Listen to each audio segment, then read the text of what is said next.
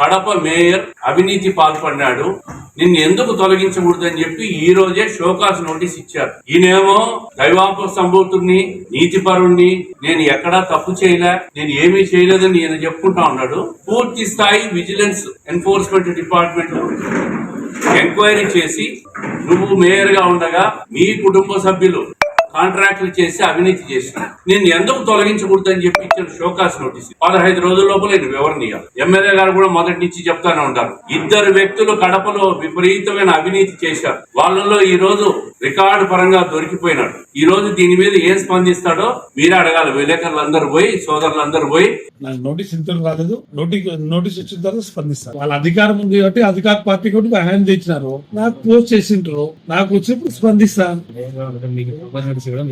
చెప్తాను కదా, అధికార పార్టీ వాళ్ళు కక్ష సాధింపు చేయాలి, ఆలోచనలు ఉంటాయి, చూస్తాను. నేను దాని గురించి బస్ స్పందిస్తాను కదా. నాకు వచ్చినప్పుడు నేను అందరినీ మేము పిలిచి ఇచ్చి ప్రశ్నిస్తాను. వాళ్ళు అడిగిన సమాధానాలు అన్నిటికీ జవాబు చెప్పే నా దగ్గర ఉన్నాయి. ఆల్రెడీ ఇచ్చరికే గ్యాదర్ చేసుకోకుండా మంచి బాంబ్ లాంటి బ్లాస్ట్ చేసే పాయింట్స్ చెప్తా.